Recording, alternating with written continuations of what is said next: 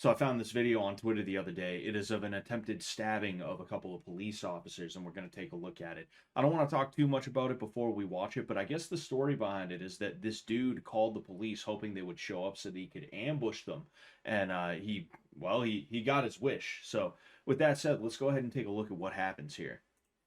So, oh, hold on. An unknown caller made suspicious statements to our dispatch center that he had killed 2 people. I sure hope not. I sure hope not. But I just happened to notice this right here. All right, so he is charging right away. And there's the knife. So, wow, it almost looked like he stabbed himself there for a second. So the officer seems to have been stabbed at least once, but I'll go back, right? So this is the guy right here, as you could probably see. It's interesting because you could tell he was hopped up on adrenaline for sure. You would expect him to kind of get a little bit closer before he ends up springing anything. You know, these cops, like, yeah, they're going to be a little on edge, but it was just a completely elective thing by him that let the cops know that something was up right away, which, I mean, I'm happy that it went down that way. I'm just saying in terms of like how certain knife attacks end up going, you don't typically have a situation where somebody just decides to charge towards somebody. But then again, this appears to be like a madman with a knife more than it is like some guy who was like, oh, I have beef with these guys in particular, you know. But with that said, let's just take another look at it, right? So one thing that I find interesting, like, was he gonna try and open the door right there? I don't. It was just weird the way he ended up hesitating. It's almost like he stopped in front of the door to try and get at somebody, but I don't know if anybody's even in there right now. I'll be honest with you. So here the cop notices the knife. Okay, he notices that there's some kind of issue there, and he ends up stopping, and he stumbles. We're gonna talk about the stumble in a minute when we see the second thing. But there's the knife. It almost looked like he stabbed himself there. So he swings it, misses. That one definitely landed. That stab definitely landed. But you'll notice there's no blood or anything like that. So I wonder if he actually got stabbed for real, or if he ended up catching like the vest or something like that. Can't really see too much here. We're going to get a little bit better of an angle right here from this dashboard. And you see he's kind of like, oh shit, right? So he ended up stumbling. And he just fell.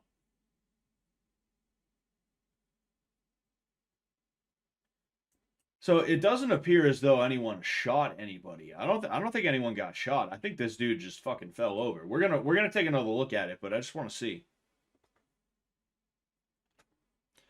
Yeah. So that was pretty weird the way that went down. But now that we've actually seen it, we're gonna give a bit more of a technical analysis of what went down. So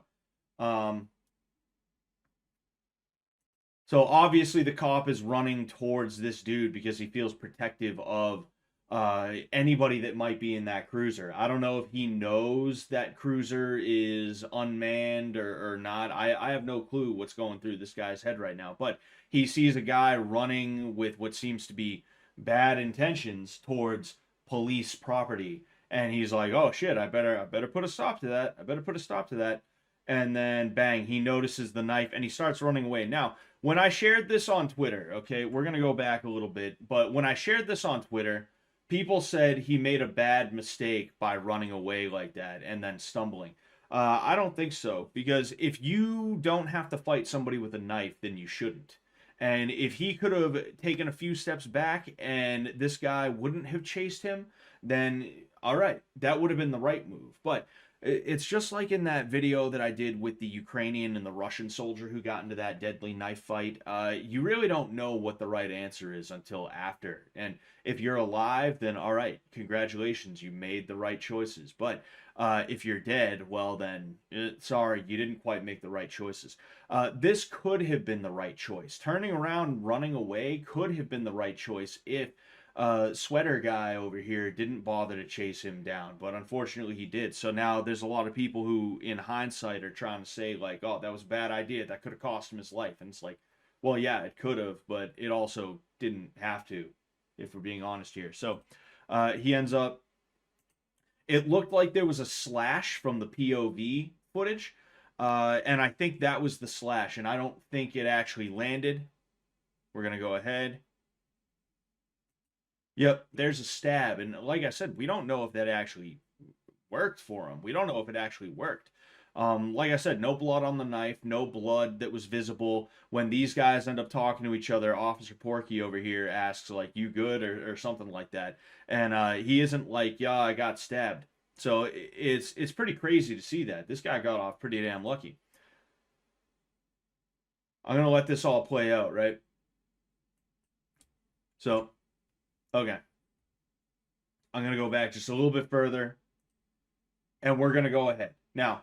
From here, this is actually a really good place to start because this is where Sweatshirt ends up grabbing onto the cop. He grabs onto the cop and is trying to go for what is known as a sewing machine style attack, right? That's what I've heard it referred to, which much in the way a sewing machine kind of does like multiple stabs in quick succession into fabric or something like that. You see dudes with knives, they'll try and grab onto somebody and they'll try and just, stab in quick succession. And it doesn't quite work for him. And the reason why it doesn't work is because of a couple of different things. For one thing, right? For one thing, we'll go ahead and we'll go back. I'm going to highlight. You notice that instead of cop guy trying to get away from sweatshirt guy, he closes distance on him. This makes it so that it's going to be a lot harder for sweatshirt guy to have the range that he needs to stab. Because the thing is, if you're going to get stabbed, you'd rather get stabbed with this much of a windup than this much of a windup. That's just the way that it is, right? You're still getting stabbed, but you're not having as much damage that's being done to you, right? The power is just not there, and because of that, it's not going to penetrate as deep and do as much damage. And then in addition to that, he's also trying his best to tie up the hand of Sweatshirt, the one that is doing the stabbing, and that was a good move on his part. Now, you're going to notice that it really seems haphazard. It seems like nobody really knows what they're doing, right? And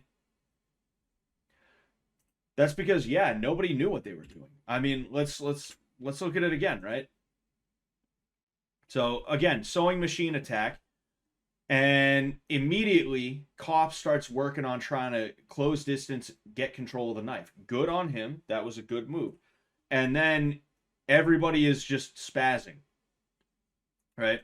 And he got lucky enough to have this dude bonk his head. I don't know if he's like KO'd or if he's just, if he's just a little dizzy, if he's just concussed or anything like that. But this is the best way to go about knife disarming. And it's really the only way that works. And the unfortunate reality of it is that, one, you're probably going to get stabbed. In fact, you're definitely going to get stabbed. That's something you absolutely positively need to come to terms with if you have to fight somebody with a knife, is that you're going to get stabbed. But then two, there's no quick moves. There's no, there's none of that shit. It is not a thing, right? It is absolute chaos, and you just have to be comfortable with operating in chaos and trying to see what you can get out of the situation. It's something that really you're just using the luck of the draw. He just happens to zig when he should have zagged, and you happen to zag when you were supposed to zag. It's the ugly reality of knife disarming, of trying to fight somebody who has a knife when you don't have a knife.